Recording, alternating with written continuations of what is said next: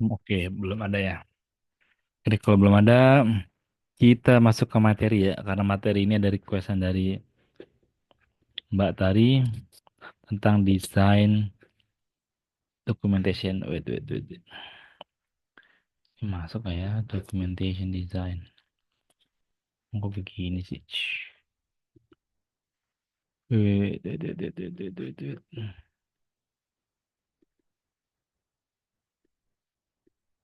Lo ngelag ya? Bentar ya.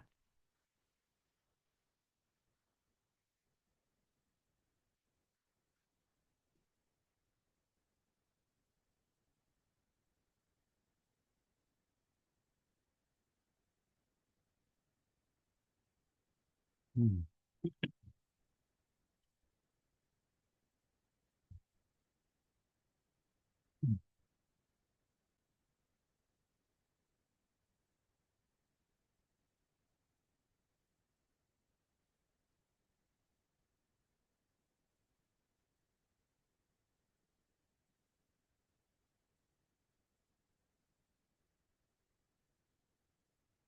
Wait, ini kok nggak mau kampir ya? Bentar guys, bentar. Nampaknya ada masalah.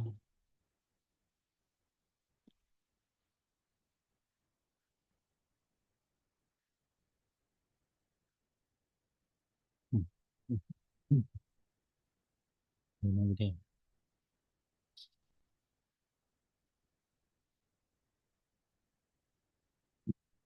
Oke, Assalamualaikum warahmatullahi wabarakatuh. Selamat malam teman-teman. Thank you yang udah datang on time dan thank you juga udah request materi ini. Jadi ini materi tentang documentation dan tentang documentation seperti apa nanti aku jelasin. Jadi ini materi kayak cuma sedikit 15 sampai 10 sampai 15 menit. Setelah itu habis gue jelasin nanti ada sedikit contoh terkait dari gue pribadi membuat dokumentasi seperti apa, contoh-contohnya proyek-proyek gue seperti apa, sama nanti gimana caranya dokumentasi ini bisa teman-teman apply sama contoh-contoh kalau di luar sana dokumentasi di sana seperti apa. Yang nanti akan teman-teman mungkin bakalan kepake ketika ada project entah project sama klien atau sama perusahaan teman-teman. Oke, selanjutnya sebelum gue mulai dari sini dari teman-teman sendiri udah ada pengalaman belum bikin atau membuat sebuah desain documentation? Ada nggak teman-teman? Boleh share dong. Kalau ada bikinnya gimana, apa yang dibikin, boleh dong di-share dikasih tahu. Dari Mas Ibnu, Mas Ivan Batari ada nggak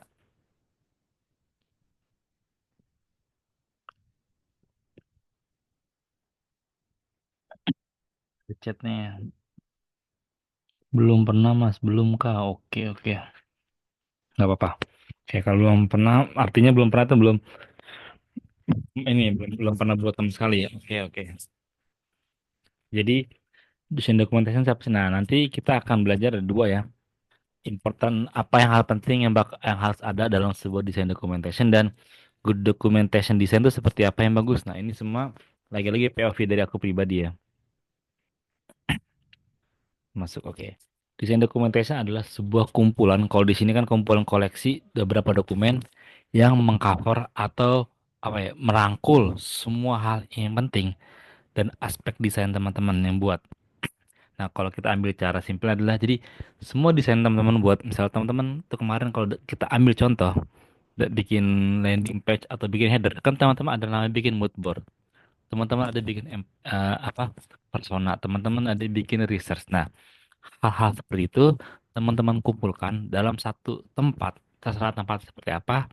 Nah, itu tujuannya adalah desain documentation, mendokumentasikan semua hal yang teman-teman sudah lakukan. Nanti dari dokumentasi itu baru bisa masuk di pembuatan yang namanya struktural atau dibilang pembuatan report, itu dibilang seperti itu.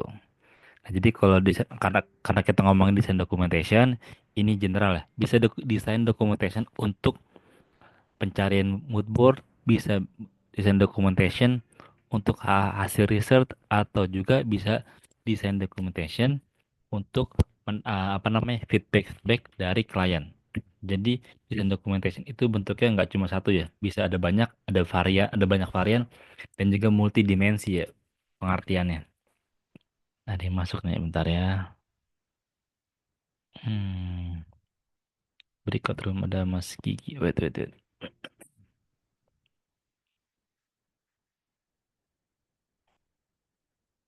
Oke. Pertanyaan, kenapa sih harus ada desain documentation? Kan pertanyaan, kalau gue desainer sendirian, apalagi gue dapat kerjaan sendirian, nge-handle project sendirian, perlu nggak sih desain documentation? Dan kalau perlu, kapan gue buatnya? Harus dikirim ke siapa? Dan goals tujuan dari si desain documentation ini apa? Nah, kenapa kita harus ada desain documentation? Di sini ada tiga hal yang sering gue tekankan ke teman-teman di luar sana, terutama tim dulu ya. Teman-teman setiap mendesain itu harus punya documentation ya.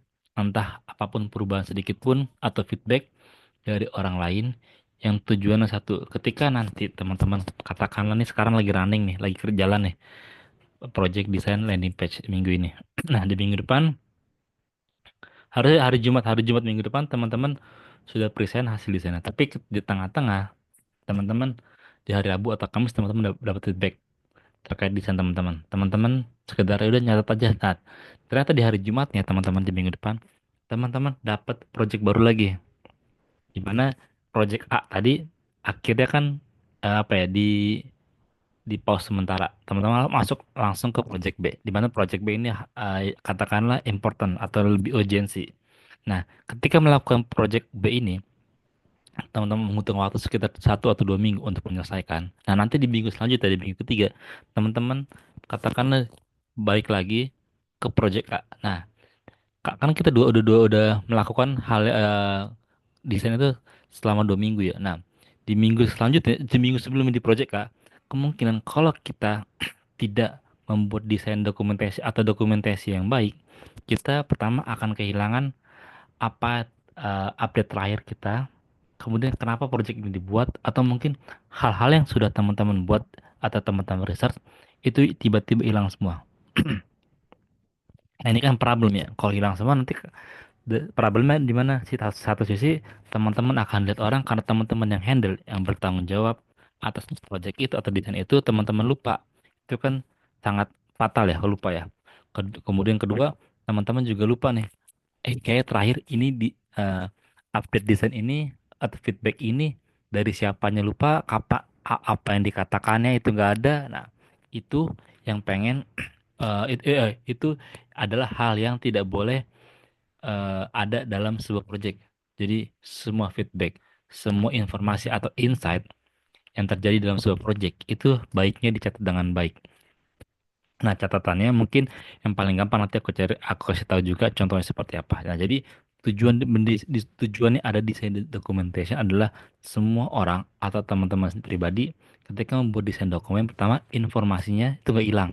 Terakhir kali teman-teman update apa, progresnya di mana, kemudian ada insight atau mungkin hal teman-teman yang dapatkan dari hasil riset atau dari feedback dari orang lain itu tetap terkoneksi. Teman-teman tahu, oh iya, project ini tuh berubah gara-gara ada feedback dari A atau B.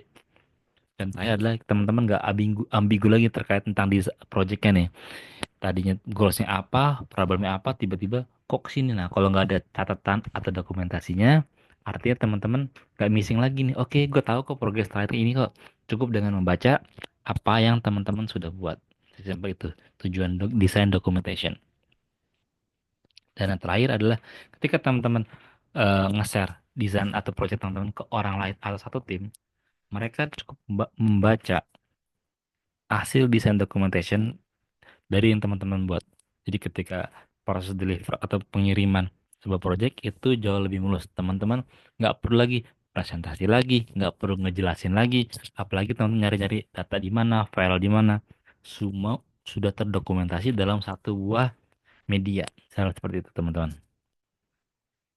Nah, desain dokumentasi itu baiknya seperti apa nih? Nah, ini ciri-cirinya nih biasanya dia membantu atau apa ya, membantu komunikasi antara si engineer ini sih contohnya ada engineer, ada si stakeholder itu dalam satu understanding sama atau satu pemahaman yang sama.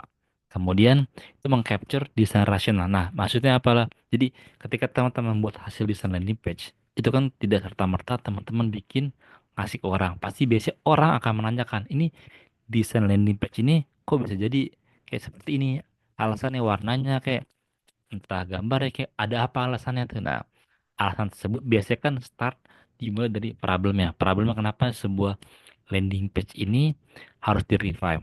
Apakah dari masalah bisnisnya atau ada goals yang ingin tercapai? Nah, itu bisa mengcapture dari desain documentation yang teman-teman buat. Kemudian juga teman-teman juga tahu nih, kalau udah semua dibuat hasil researchnya, hasil desainnya, nah next step nih biasanya ada tuh tujuan tuh. Ini mau kemana lagi arahnya nih? Dan biasanya kalau next step ini emang kita akan membuatkan sebuah report ya. Nah, dari report itu termasuk dari design documentation. Kedua juga membantu kerjaan kita. Jadi kita nggak perlu nyari file ada di mana, terus research di mana, folder di mana, atau bahan-bahan atau material terkait tentang desain, icon, image, segala macam perintilan-perintilan kecil yang teman-teman nggak perlu pusing nyari lagi. Itu tujuannya desain documentation dibuat. Dan di sebelah kanan ini adalah checklist-checklist yang ketika teman-teman harus buat ketika membuat desain documentation.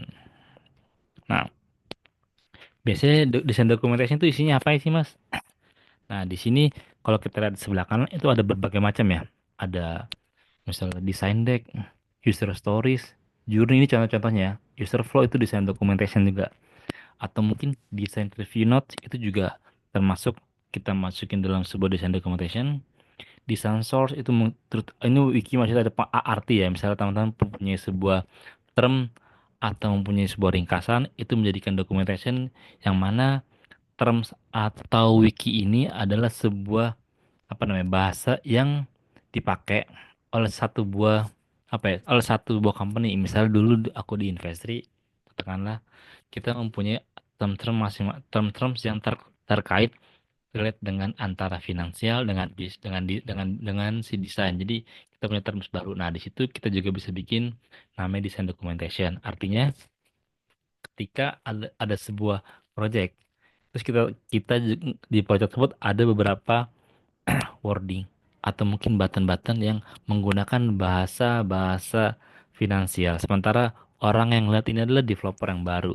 Orang yang lihat adalah PM-PM yang baru. Mereka nggak paham tentang itu. Nah, bisa tuh di dokumentasi tersebut atau di Figma tersebut kita memberikan sebuah wiki atau link kecil kecil di pojok kiri atau di pojok kanan terkait tentang penjelasan setiap terms-termsnya.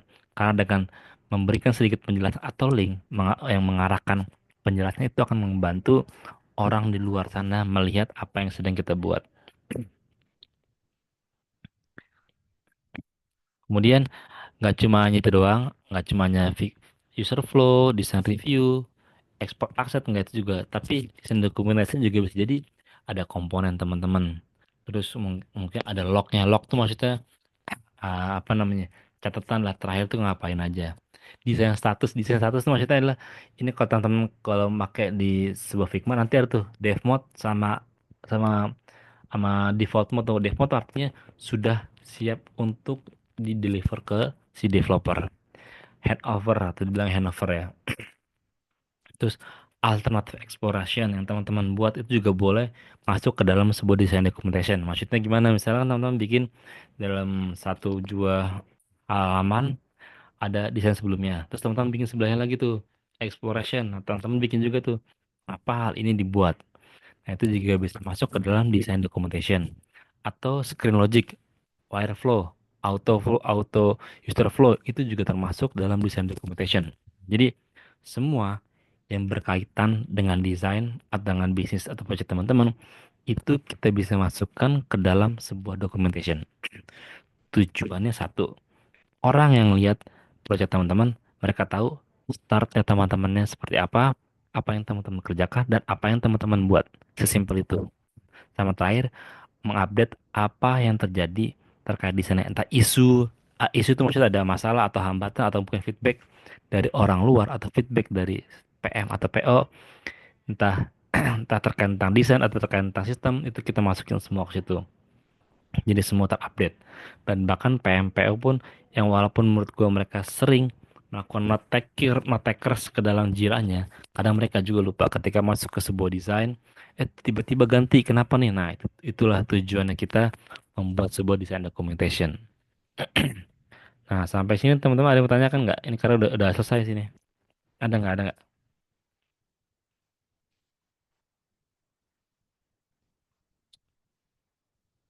Ada nggak? Ada nggak? Mas, mulai dong, Mas. Boleh, boleh. Berarti, aku baru masuk juga sih, Mas. Maaf tadi. Hmm. Selalu, selalu. Jadi good design documentation ini dikerjainnya kapan, Mas? Oke. Desain biasanya kalau gue ngerjainnya setelah semua selesai kerjaan. Nah, maksudnya adalah ketika gue udah, kan kita dikasih waktu ya, misalnya seminggu atau 2 minggu untuk melakukan sprint. Ketika udah selesai sprint, ada masa di mana kita menunggu feedback. Nah, menunggu feedback itu biasanya 1 hari atau 2 3 hari. Nah, di situ gue mulai cicil desainnya. Jadi semua halaman apa hasil eksplorasi gue, hasil riset gue kan tadi kan nyebar tuh di mana-mana filenya, bener nggak? Nah, gue taruh di dalam sebuah media tengah-tengah lah dia, yang dimana semua orang atau gue pribadi bisa mengkonsum itu biar nggak lupa kayak gitu Mas Kifari. Kalau contohnya nanti abis ini gue kasih tahu deh. Ada lagi nggak? Jadi, apa namanya? Tadi hasil riset apa maksudnya, Mas? Hasil riset misalnya Mas Gifari lakukan Hmm. competitor research. Oh, Lalu seperti itu. bikin ini di file di mana? Kan kadang gitu ya, kita lupa ya.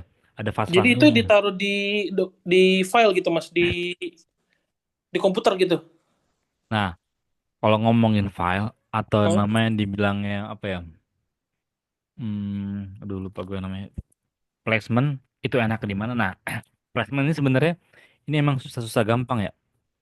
Kenapa susah gampang? Jadi gini, kok gue sekarang contohin aja deh. Mana ya di saya nah, ya. Ini contoh orang luar buat nih. Seperti ini teman-teman. Ini hilangin dulu ya. Ini ya buat lihat.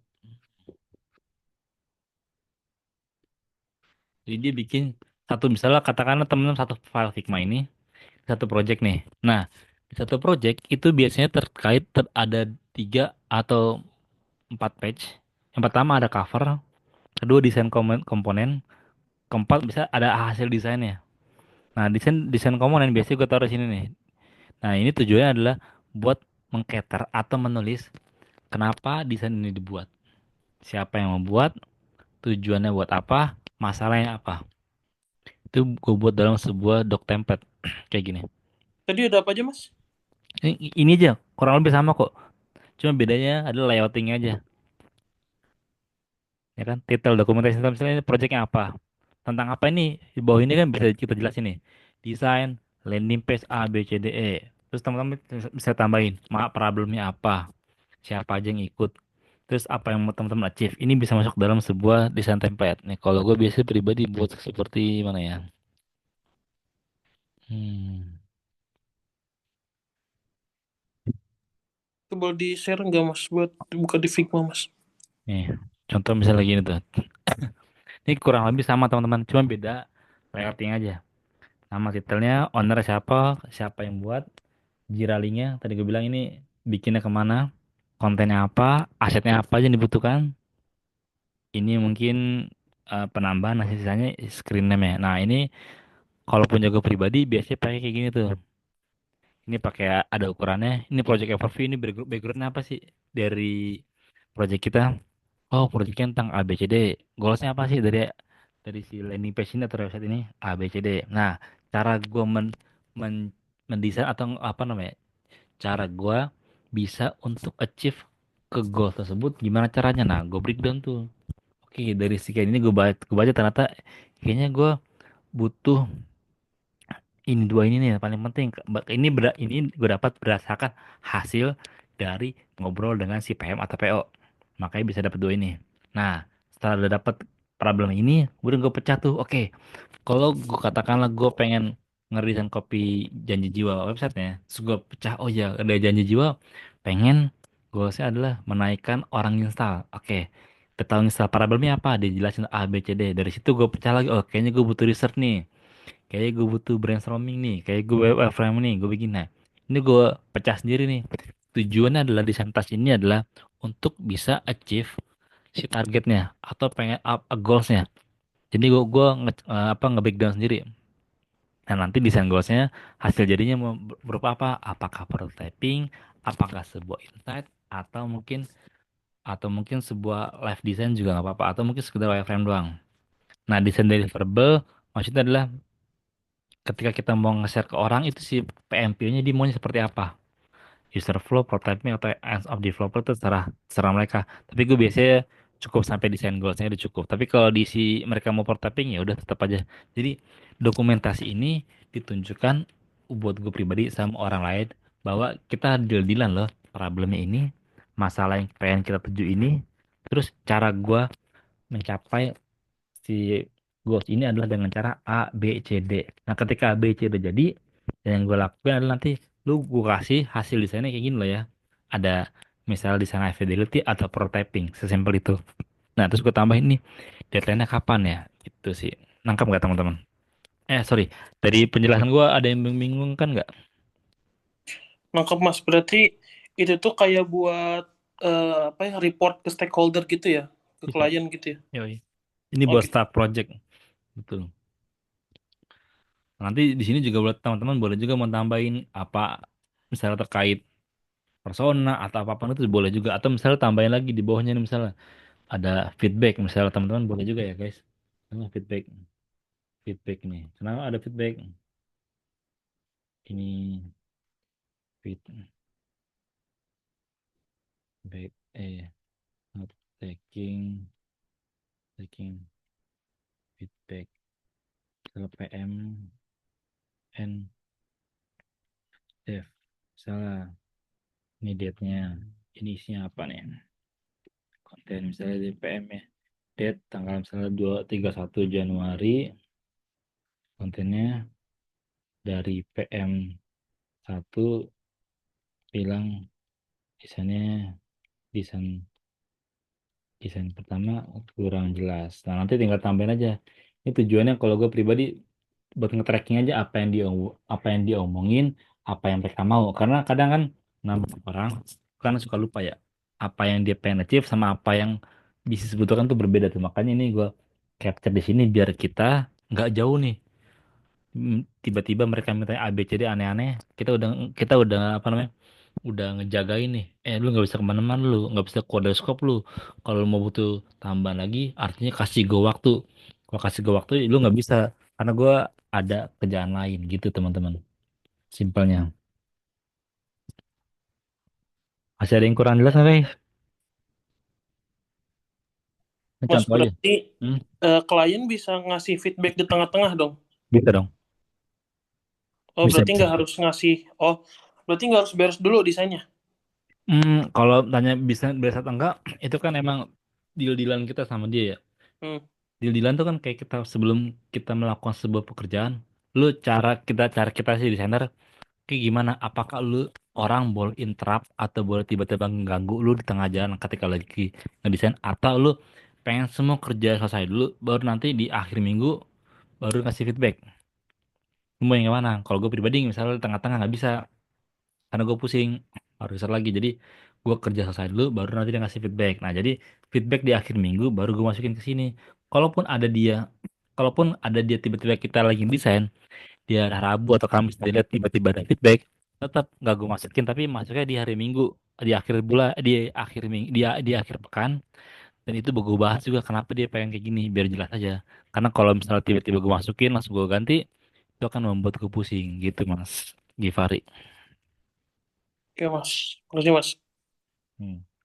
Tujuannya kan biar teman-teman nggak pusing, terus kita sama-sama enak, satu apa ya, satu jalan satu arah.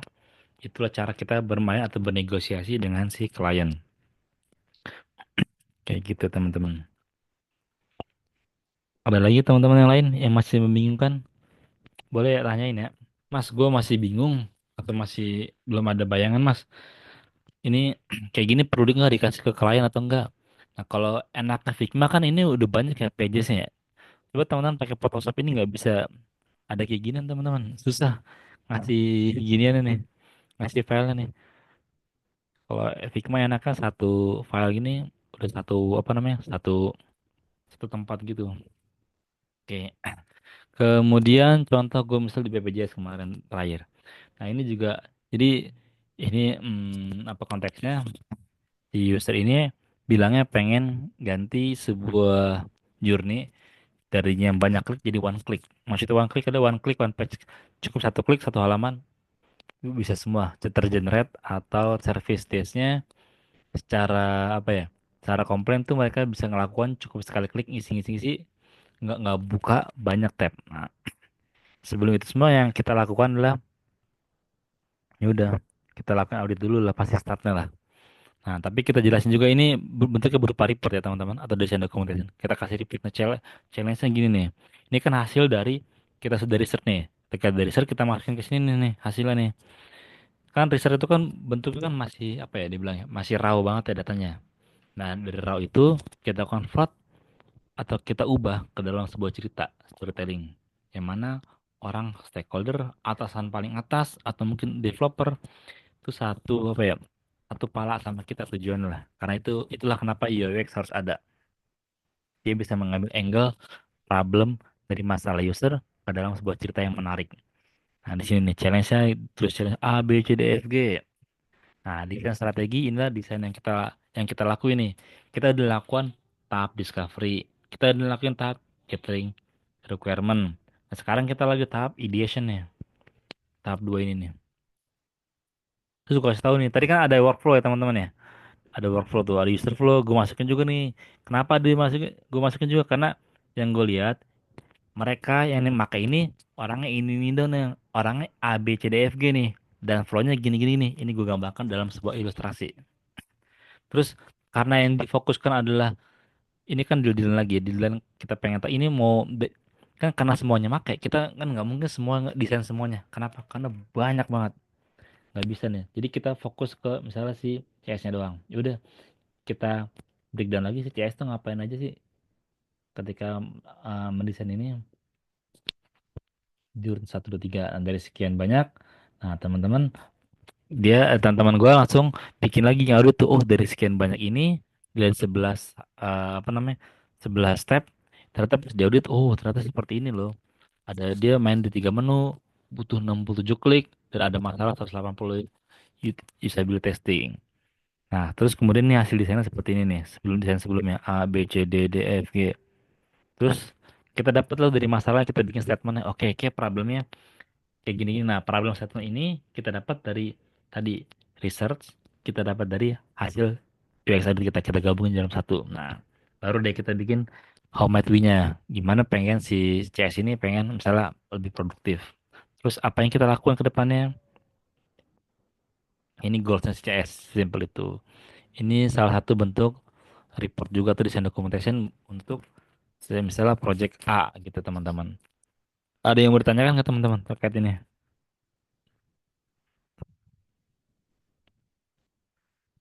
Ada nggak?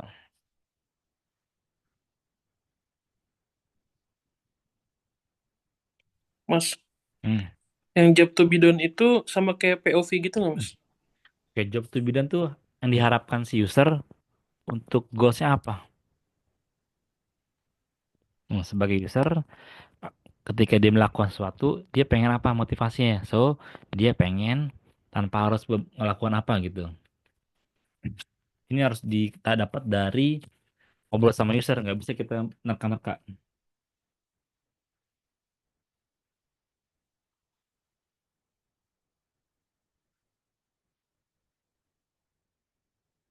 Ini contoh aja ya. Jadi ada banyak teman-teman desain documentation. Tadi kan ini punya si misalnya project gua A. Terus kemudian kita masuk tadi si ada desainer juga, misalnya si VMK ini kan YouTuber juga ya. Dia menggunakan ini. Nah, ada unik juga. Kalau teman-teman lihat ada apa namanya Figma. Figma juga sama teman-teman. Bikin semua desain documentation juga nih. Figma, Adobe juga ada nih.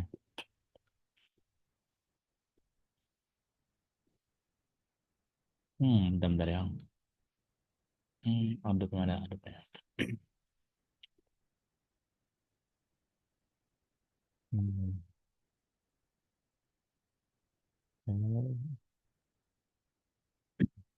Nah, ini kalau teman-teman lihat,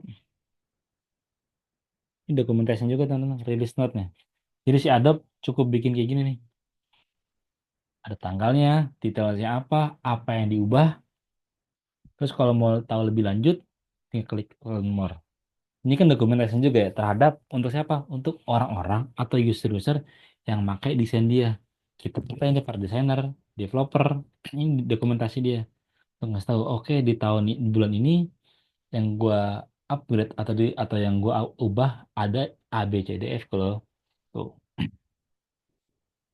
Jadi sekali lagi desain dokumentasi itu bukan buat kita ke developer desain, tapi ini juga ada contoh ketika desainer atau si pembuat aplikasi untuk berkomunikasi sama orang yang pemakai produknya. Ini contoh versi yang skalanya udah besar ya, company to user B2C. Nah, ini juga sama Adobe tuh. Mereka juga ngasih tahu, cuma Adobe emang agak pusing aja sih ngebacanya. Rilis-rilisnya apa yang targetin tuh.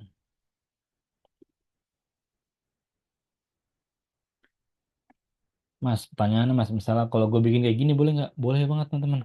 Pokoknya tujuan satu, desain dokumentasi adalah ngebantu teman-teman untuk berkomunikasi atau mengcapture masalah atau aktivitas yang teman-teman sudah kerjakan. Seperti itu teman-teman. Ada lagi kah teman-teman yang mau Tadi ditanyakan? apa Mas? Mengcapture apa Mas? Mengcapture activity atau kerjaan teman-teman yang sudah teman-teman lakukan. Ya, hasil desain teman-teman kan teman-teman bukan bikin tuh kemarin tuh. Ingat gak waktu kita redesign sebuah landing page atau header tuh?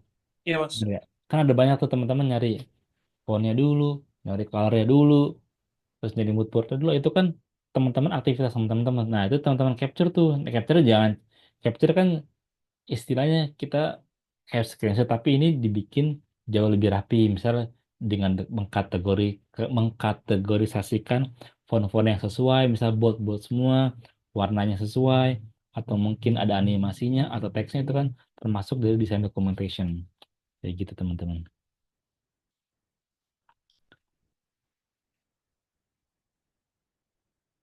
Ada nggak yang mau ditanyakan lagi Itu Mas? Hmm? harus semuanya Mas. Jadi sampai komponen-komponen terkecil juga dimasukin apa gimana? Nggak. Oh enggak. Kalau gua tergantung proyeknya juga ya. Kalau proyeknya skala misalnya yang dibutuhkan dari si klien pengen ganti landing page doang, ya paling yang dibutuhkan biasanya masalahnya apa, mood board yang gue cari, kemudian style guide kalau dia nggak punya, terus kemudian beberapa desain alternatif, udah gitu. Sesimpel itu sih. Itu kalau untuk proyek-proyek kecil-kecil teman-teman ya. Tapi kalau di proyek skala gede yang membutuhkan adanya tim-tim lain, ada tim marketing, tim segala macam, mungkin dokumentasi desainnya beda lagi. Bukan kayak yang gue buat. Nah, makanya untuk membuat dokumentasi ini harus ada obrolan juga ke tim-tim terkait, PM, PO, developer. Dia maunya dibutuhkan apa? Nah, kita provide itu. Biar satu tipe pemikiran. Gitu, teman. Gitu, teman-teman. Ada lagi nggak yang mau ditanyakan? Mbak, Oh, cukup Mas. Mbak Tari gimana Mbak Tari? Cukup, Kak. Bener, cukup nih. Ada yang mau tanyakan lagi nggak nih? Nah, ntar lu gue mau share juga nih terkait gimana sih cara mengcapture atau membuat sebuah apa namanya? Membuat sebuah apa namanya tempat tuh lebih mudah diakses. Bentar ya, medium coba.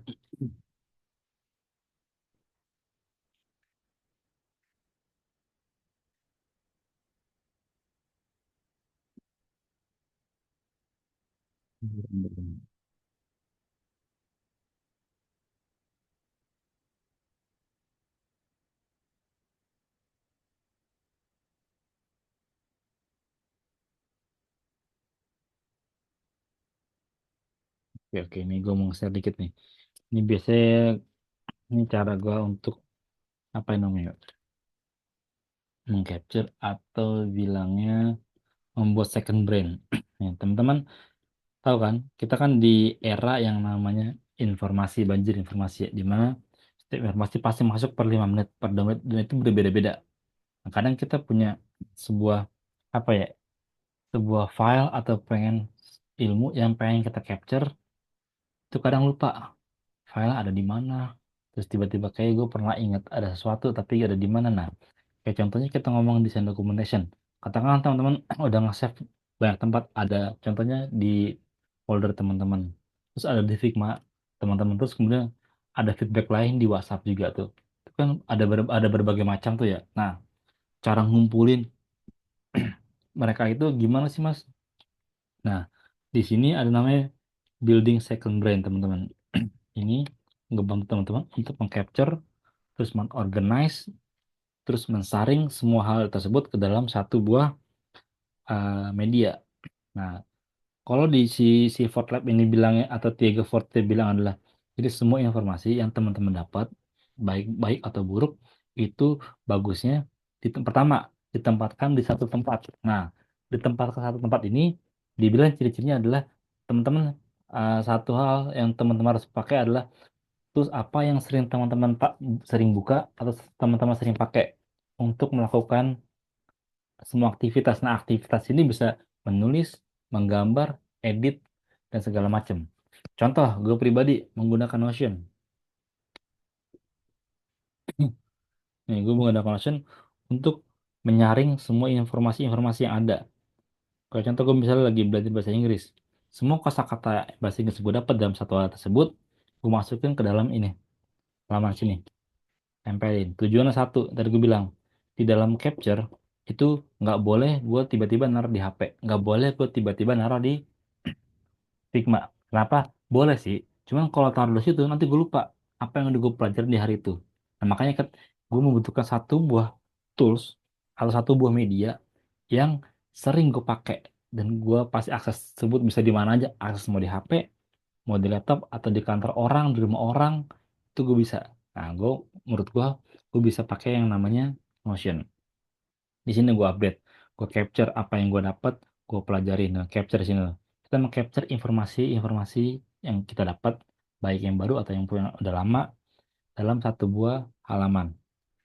Nah, ketika di capture, lanjut kedua adalah namanya organize. Nah, organize adalah kita organize tuh. Jadi informasi-informasi apa yang tadi gue dapat itu gue bisa buat apa namanya pengkategorisasi. Misal apakah ini verb, apakah ini adjective atau adverb. Itu kan udah gue pecah-pecah tuh. Jadi sebelumnya tadi gue kumpulin dalam banyak sebuah folder atau sebuah media, masuk ke dalam Notion, itu gue tulis lagi.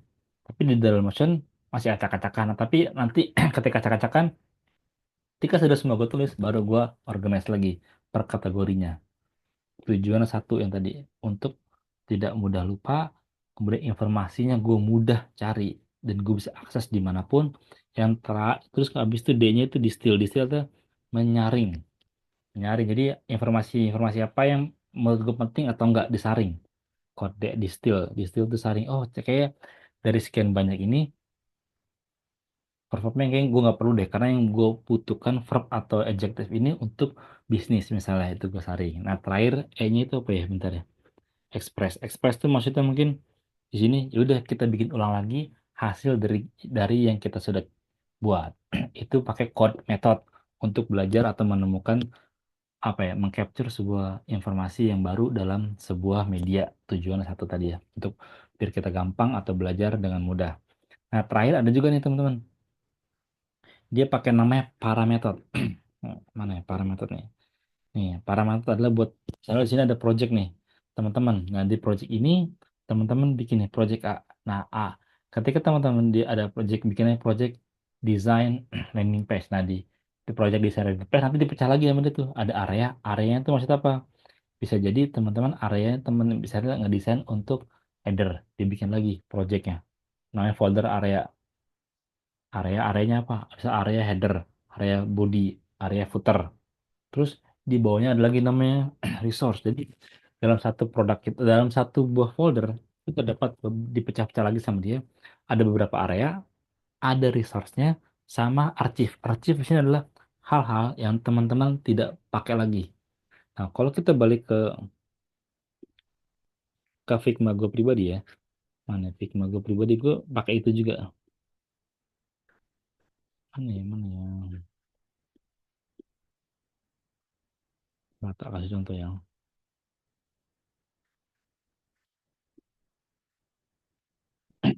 Karena Figma-nya gue isinya mahal kan, bayarnya jadi berapa yang gue take out. Tuh, di sini gue ada namanya archive tuh. Jadi baik lagi, jadi semua yang gue kumpulkan tadi informasinya itu gak mungkin gue delete cuy. Pasti gue masukin ke archive karena itu ada hal yang penting. Jadi bisa jadi suatu saat gue butuh, tinggal gue akses lagi. Karena tadi gue bilang gue pakai namanya code tadi, code sama parameter. Informasinya ada, gue breakdown lagi satu persatu, habis gue breakdown lagi, terus gue saring lagi ini yang mana yang paling penting. Kalau udah saring lagi, gue bikin ulang desainnya. Kalau nggak ada, kalau emang desain udah jadi, pasti ada hal-hal yang perlu dibuang. Contohnya misal hal perlu dibuang, misalnya gue di halaman ini desain, misal portofolio sini, gue cuma butuh portofolio gue. Ini semua nggak penting nih. Ini kalau gue delete itu menurut gue kurang tepat. Tapi yang gue lakukan adalah masukkan ke dalam sebuah archive, masukin ke sini semua tuh. Tujuannya satu tadi, sama desain desain kita jadi rapi, terorganize. Kedua, file-file yang gak gue butuhkan itu ketika gue request lagi atau gue butuhkan itu masih ada di tempat yang lain, cuma beda tempat aja. Nah, sampai sini teman-teman ada yang mau ditanyakan nggak terkait parameter dan code ini teman-teman? Ada Mas, nggak ini? yang parah dong Mas, mau diulangin Mas. Oke, parameter ya. Bentar, bentar. Parameter. Bentar dulu. Gue lagi agak serak sebentar ya.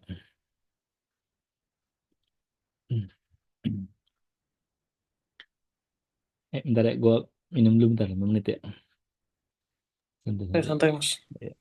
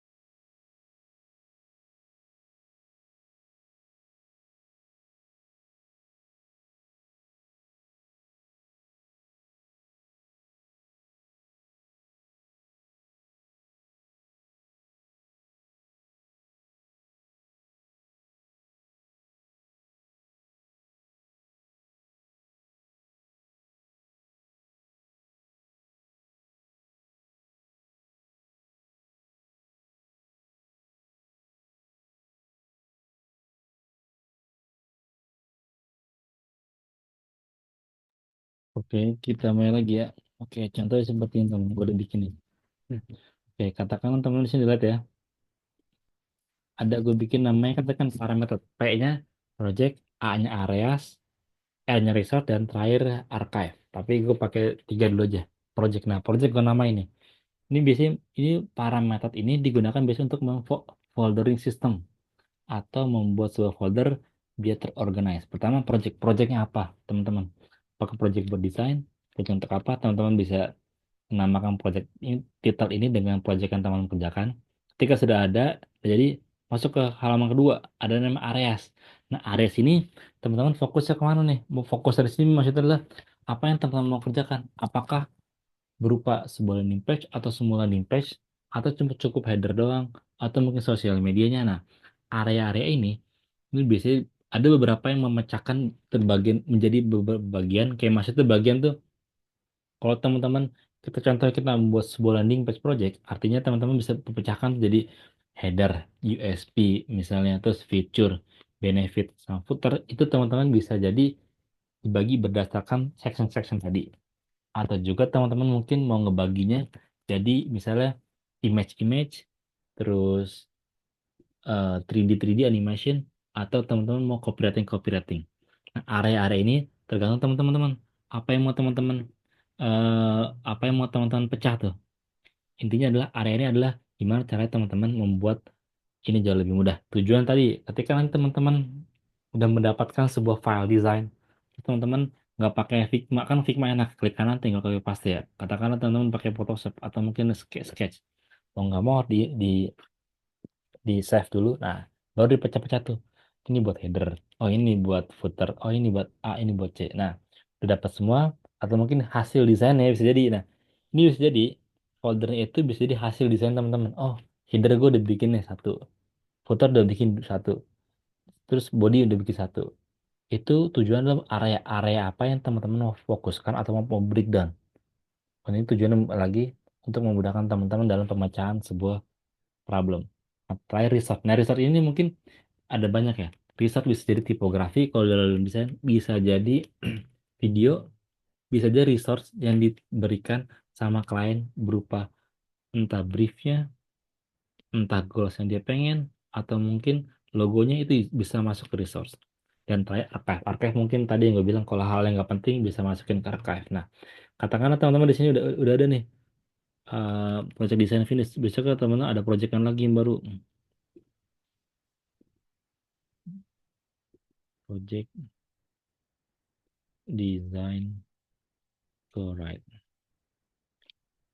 Nah, di sini kalau kita lihat di sini udah ada dua ini. Pasti teman-teman ketika nanti mengakses suatu saat, oke, gue dapat kayak gue pernah punya project nih, tinggal search aja. Pertama teman-teman tahu nih kata kunci yang teman-teman tulis. Kedua, ketika teman-teman klik masuk ke dalam folder, teman-teman tahu, oh iya dulu gue bikin desain ini areanya tentang ada about us, ada archive, ada homepage, result, ada juga briefnya. Ini dalam satu folder tuh. Artinya teman-teman memudahkan teman-teman di sini dalam mencari dan mengorganize sebuah folder atau area yang teman-teman pengen buat. Nah, sampai sini ada keambiguan nggak dari penjelasan gua? Enggak mas, masuk mas, Masuk ya? masuk masuk. Oke. Ini bisa dipakai nggak cuma di folder ini doang ya guys. Folder apa namanya? Folder HP, folder laptop, tapi bisa juga di Figma kayak gitu juga boleh. Dibagi menggunakan misal artboard atau mungkin dibagi berdasarkan page juga boleh. Yang lain ada suaranya nih, mana nih? Gak ada nih suara nih, Mas Ibnu, Mas Ivan, Batari, ada nggak? Ada nggak? Aman, Mas. Aman, aman. Satu lagi deh kalau kayak gitu, sebelum caps. Nah, ini satu lagi, biar teman-teman ketika melakukan sesuatu yang hal teman-teman misalnya, ah ini nggak mustahil, tiba-tiba teman-teman bisa melakukannya, ada baiknya teman-teman catat dalam sebuah yang tadi gue bilang media. Misalnya kalau gue medianya adalah Notion. Kenapa Notion tadi gue udah bilang ya? Karena ini memudahkan gue untuk membuka dari cross platform manapun ya. Mana ya? Wait, wait, wait. Sambil Ah, nyari boleh nanya nggak mas? boleh, boleh. Tadi yang metode para tadi itu Hmm? bisa dipakai dulu aja mas di laptop, terus di Figma, terus ada ini nggak ada apa namanya kegiatan yang lain pakai metode ini nggak? Karena biasanya kalau gue pribadi bersinggungan sama proyek pribadi, sama bisnis, itu doang sih baru kepake. Kalau buat organisasi, bisa juga. Boleh kok, boleh, boleh. Tapi nggak tahu juga tuh cara mereka, kadang ini kan namanya how to ya, sistem ya. Itu kan setiap orang berbeda-beda, bener ya? Nah, kalau lu pakai paksa kayak gini, apakah orang lain bisa? Itu tergantung lagi. Tapi kalau gue saranin ini paling umum sih gitu sih. Orang yang orang yang nggak ngerti atau mungkin baru masuk ke sebuah sistem tuh biasanya membutuhkan waktu. Tapi dengan teman-teman membagi seperti ini, harusnya mereka dengan sangat mudah ngebaca flow sistem teman-teman buat. Harusnya bisa sih. Oke. Terakhir gue ada namanya sini karir manajemen dokumen. Jadi ini gue bikin contoh aja ya. Ini adalah hal-hal yang misalnya gue catat dalam 1 bulan ini gue achievementnya bisa ngapain aja nih. Entah teman-teman bisa bikin landing page, entah teman-teman bikin header, atau teman-teman mungkin pernah di approach sama orang atau diajak ngobrol sama orang lain dan mungkin itu menurut teman-teman adalah sebuah achievement, tolong tulis tujuan apa. Ini ngebantu teman-teman ketika nanti ditanya, lu bisanya apa? Atau ketika di interview, lu kelebihan lu apa? Nah, lebar teman-teman pusing. Kadang-kadang kita bingung. Kelebihan kita apa ya? Oh iya, gue lupa. Minggu lalu gue bikin bikin edit video deh. Kayak gue minggu lalu bikin sebuah pamflet desain deh. Nah, tujuan itu untuk teman-teman untuk men-tracking achievement kita yang kita lakukan entah selama seminggu atau selama sebulan. Nanti ketika teman-teman udah dapat makin banyak, makin lama makin banyak, artinya pengalaman, confidence teman-teman tuh levelnya makin tinggi karena semua udah ada di sini. Dan secara otak juga, oh iya, ternyata apa yang gue lihat di sosial media yang orang-orang rasa kayak udah hebat-hebat banget di secara sosial media, ketika bandingin diri gue juga punya kok banyak kebiasaan. Ini buktinya tuh, ada list banyak tuh. Jadi ketika teman-teman, insecure, teman-teman bisa balik lagi ke sini. Oh ya enggak kok, gue juga hebat kok, gue juga berprestasi kok. Cuman bedanya gue nggak nge-share aja, gitu sih teman-teman. Ada masih bingung nggak teman-teman terkait penjelasan gue nih? Cukup mas, keren. Ya, yang lain gimana? Harus ya teman-teman bikin tuh seminggu sekali career achievement, entah dari desain atau teman-teman masuk ke sosial atau mungkin disuruh disuruh orang tua, tulis aja di Itu sebuah apapun mas, tulis aja. apa. Iya, itu kan kalau teman-teman nggak nanti kelihatan pas sebulan 2 bulan 3 bulan, wah gila ternyata achievement gue bisa banyak loh, nggak cuma desain doang. Baru oh iya, kenapa gue ngeremehin diri gue ya, yang selama ini gue rasa kok diri gue cupu banget, ternyata nggak cupu. Kitanya aja yang kurang bersyukur, kitanya aja yang tidak men-tracking apa yang kita bisa, dan kita juga jarang men-share ke orang lain karena jarang orang juga nggak tahu kelebihan kita di mana. Itulah gunanya sosial media, menunjukkan apa yang kita bisa. Mungkin bagi sebagian orang itu sombong, tapi sebagian lain tuh akan ngerasa oh ini orang banyak bisanya. Emang karena sosial media tuh kayak multidimensi atau dibilangnya dua koin yang berseberangan ya, ada kadang baik ada sisi buruknya. Kalau mau teman-teman nyari sisi buruk boleh, mau ambil sisi baik juga boleh, silakan aja teman-teman, gitu teman-teman. Yuk, sebelum kita caps, ada lagi nggak teman-teman yang mau ditanyakan? Kayak diary. Yap, bisa kayak diary. Aku diary juga ada tiap malam sebelum tidur. Malam sebelum tidur bikin diary ya, apa yang aku lakuin. Pagi juga ada, nulis apa aja udah yang kebayang di otak, tulis aja ya. Apa yang lagi kesel, tulis aja. Ya bikin diary bener-bener. Dan satu lagi kalau teman-teman malu ya tadi gue bilang pakai aja aplikasi entah Notion, entah Evernote atau apa yang teman-teman gampang bisa akses pokoknya lah. Nanti kalau udah terkumpul, gue udah lumayan nih, gue udah setahun 2 tahun ini ngumpulin tulisan gue jadi sebuah konten akhirnya yang bisa di-share gitu teman-teman. Atau mungkin teman-teman mau bikin perjalanan teman-teman belajar UI UX, belajar desain, atau belajar bahasa Inggris, mulai dari sekarang pelan-pelan aja ditulisin dulu. Nanti kan dalam setahun kayak itu kayak ibaratnya teman-teman nabung bank konten dibilangnya, atau dibilangnya bank achievement, yang suatu saat ke orang nanya lu bisa apa, Buset, ntar dulu ya gue chat dulu, oh gue ada banyak bisanya loh, lu mau apa, bisa kayak gitu bakal bisa sombong.